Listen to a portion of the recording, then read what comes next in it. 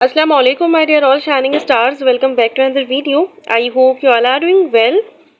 So हमने एक series start करी हुई है जिसमें हम लोग प्रैक्टिकल सेंटर के कॉम्प्रिहेंसिव पेपर सॉल्व कर रहे हैं। अभी तक हमने सिर्फ एमसीक्यू सॉल्व किए हैं। इंशाल्लाह सून मैं आप लोगों को इसके शॉर्ट क्वेश्चन आंसर्स और लॉन्ग क्वेश्चन आंसर्स भी सॉल्व करवाऊंगी। अच्छा, प्रैक्टिकल सेंटर के हम जूलॉजी सेकेंड ईयर के एमसीक्यू सॉल्व कर चुके हैं। आज हम लोग बॉयज़ के पेपर का एमसीक्यू सॉल्व करेंगे। पहले जो मैंने एमसीक्यू सॉल्व करवाए थे वो गर्ल्स के पेपर था। आज जो हम एमसीक्यू सॉल्व कर रहे हैं वो बॉयज़ का पेपर है। एमसीक्यू नंबर 1 है the animal which can switch between homeothermal and ectothermal are called. तो ये आपको पता होने चाहिए कि ये कैटेगरीज होती हैं। जो पोकियोथर्म्स होते हैं वो कोल्ड ब्लडेड होते हैं, जबकि जो होम्योथर्म्स होते हैं वो वार्म ब्लडेड होते हैं। पोकियोथर्म्स वो होते हैं जिनके पास टेम्परेचर की वेरिएबिलिटी होती है। वो जैसे जैसे फ्लक्चुएशंस हो रही है एनवायरमेंटल टेम्परेचर में, वो अपने बॉडी टेम्परेचर को भी चेंज कर रहे हैं। ठीक है, इसमें सारे इन्वर्टिब्रेट्स आ जाते हैं। जबकि जो होम्योथर्म्स हैं उनके पास सेम टेम्परेचर होता है, वो परसिस्ट करते हैं कांस्टेंट बॉडी टेम्परेचर जो इंडिपेंडेंट होता है इन्वायरमेंट पे। तो वो एनिमल जो स्विच कर सकते हैं between homeothermal and ectothermal are called, so वो होते हैं heterotherms. Correct option is C. और आपको वैसे डेफिनेशन से ही पता चल रहा है, वैसे मैं एलोब्रेट भी कर देती हूँ कि ये जनरेट करते हैं हीट ऑफ वेरियस डिग्रीज, इसलिए ये बिटवीन होते हैं homeotherms and ectotherms. Correct option is C. Next MCQ है the vernix caseosa is developed in a human embryo in the month of. तो ये आपको ह्यूमन डेवलपमेंट इन ट्राइमेस्टर की एक हेडिंग में मिल जाएगा। उसमें ट्राइमेस्टर दिए हुए month wise, first second third fourth.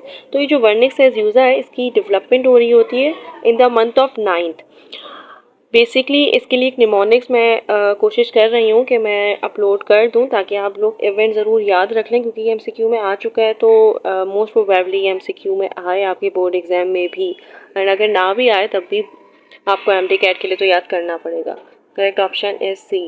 Next MCQ है the outer most layer of uterus is. So outer most layer uterus की होती है पेरीमेट्रियम, मायोमेट्रियम मिडल लेयर होती है, जबकि एंडोमेट्रियम इनर मोस्ट लेयर होती है। करेक्ट ऑप्शन यहाँ पे होगा आउटर मोस्ट लेयर का पेरीमेट्रियम। नेक्स्ट एमसीक्यू है an example of a secondary organiser is. Secondary organiser की एक एग्जांपल होती है जो होती है ZPA। ZPA का मतलब क्या है? Zone of polarising activity. और इसका काम क्या होता है? ये एक्ट करता है डेवलपिंग लिंक बर्ड्स पे और वर्टिब्रेट्स। इसका काम ये होता है कि रिलीज करता है कुछ सिग्नल्स जो एक्ट कर रहे होते हैं formation of the anterior posterior access of the limb, जिसकी वजह से आइडेंटिटी ऑफ डिफरेंट डिजिट्स की डिटर्मिनेशन होती है। सो करेक्ट ऑप्शन होगा ZPA। एमसीक्यू नंबर 5 है द अम्बाइकल कॉर्ड कंटेन्स। तो अम्बाइकल कॉर्ड में एक वेन होती है, 2 आर्टरीज होती हैं। करेक्ट ऑप्शन होगा A। नेक्स्ट एमसीक्यू है the presence of stone in kidney is known as. So kidney में स्टोन प्रेजेंट होते हैं उसको हम कह रहे होते हैं लिथोनेफ्राइटिस। और लिथोट्रिप्सी एक टेक्निक होती है जिसकी वजह से हम स्टोन को रिमूव कर रहे होते हैं, उसकी वजह से आप याद रख सकते हैं कि लिथोट्रिप्सी लिथोनेफ्राइटिस। नेक्स्ट एमसीक्यू है the seminiferous tubule consist cells which produces sperm. तो ये बहुत इजी है। सेमिनिफरस ट्यूब्यूल्स के पास कुछ सर्टोली सेल्स होता है। हम ये कहते हैं कि Sertoli cells found in seminiferous tubules, जो प्रोवाइड करता है स्पर्म को liquid medium, protection and nourishment. ठीक है, तो इन सर्टोली सेल्स को नर्स सेल्स भी कहते हैं। ऐसा भी हो सकता है कि नर्स सेल करके आंसर कर दें। सो करेक्ट ऑप्शन क्या होगा यहाँ पे? करेक्ट ऑप्शन होगा Sertoli cells A।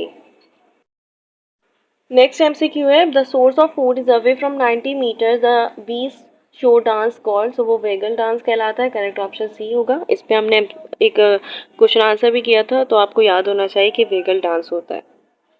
Next MCQ है the hormone of adrenal medulla is राइव from this amino acid. So हमने केमिकल नेचर ऑफ हार्मोन्स करी थी और उसमें हमने कहा था कि कुछ प्राइमरी कैटेगरीज होती हैं हार्मोन्स की, वो होती है पेप्टाइड और protein hormones, amino acid derivative जिनको मॉडिफाइड हार्मोन्स भी कहते हैं, और स्टेरॉइड हार्मोन्स। वो हार्मोन जो प्रोटीनिशियस इन नेचर होते हैं उनको पेप्टाइड और प्रोटीन हार्मोन कहते हैं। वो हार्मोन जो लिपिड इन नेचर होते हैं उनको हम स्टेरॉइड हार्मोन कहते हैं। और मॉडिफाइड अमाइनो एसिड हार्मोन वो होता है जो मैन्युफैक्चर्ड होते हैं by enzymatic modification of specific amino acids. ठीक है, तो इसमें आपके पास कुछ अमाइनो एसिड आ जाते हैं जो ड्राइव्ड हुए, मैन्युफैक्चर हुए by a specific amino acids, जो एड्रेनल मेड्यूला से सिक्रीट हो रहे होते हैं hormones.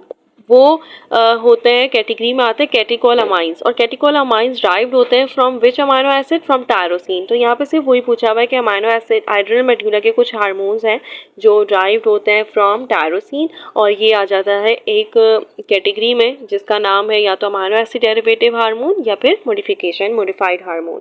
Correct option is D. Next MCQ है, if the stimulus is not capable to excite and fail to arise any response called, so वो होता है सब थ्रेशोल्ड स्ट्रोमेलस। अगर स्ट्रोमेलस कैपेबल है कि वो एक्साइट कर सकता है या किसी रिस्पॉन्स को जनरेट कर सकता है, वो कहलाता है थ्रेशोल्ड स्ट्रोमेलस। लेकिन अगर उसमें नॉट आ जाए, वो कैपेबल ना हो जनरेट रिस्पॉन्स, तो हम क्या कहेंगे, वो कहेंगे कि ये सब थ्रेशोल्ड स्ट्रोमेलस है।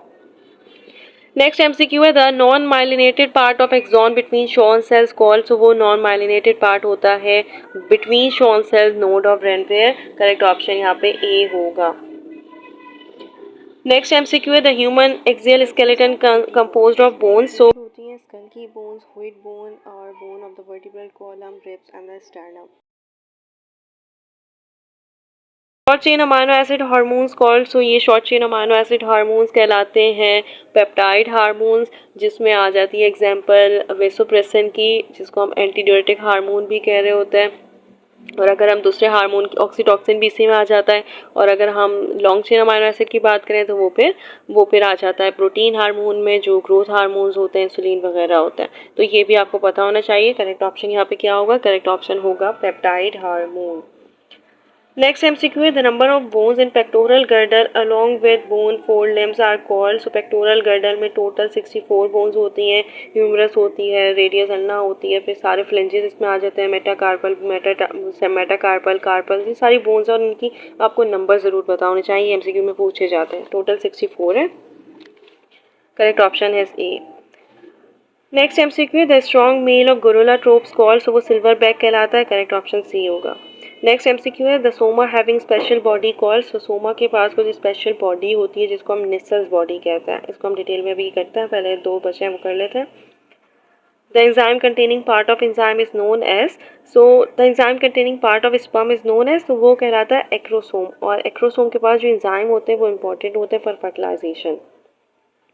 Next MCQ है, the movement of wood lice is depend upon the intensity of stromalus called, so वो कहलाता है टेक्सिस। टेक्सिस और काइनेसिस में डिफरेंट होता है कि नॉन डायरेक्शनल होता है, जबकि जो टेक्सिस होता है वो डायरेक्शनल होता है। इसमें वुड लाइस डिपेंड करती है इंटेंसिटी ऑफ स्ट्रोमालस में, सो वो करेक्ट ऑप्शन क्या होगा, वो होगा टेक्सिस। सो ये कुछ MCQs थे। इसमें नेसल सब्सटेंसेस होता है, नेसल सब्सटेंसेस सोमा में होते हैं, सोमा को सेल बॉडी भी कह रहे होते हैं, और सोमा के पास साइटोप्लाज्म भी होगा, न्यूक्लियस भी होगा, एंड नेसल सब्सटेंसेस भी होंगे। नेसल सब्सटेंसेस के पास राइबोसोम होते हैं, ये भी ज़रूर याद रखिएगा।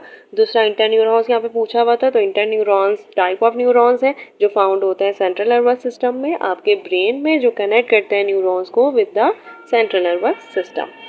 So that's it.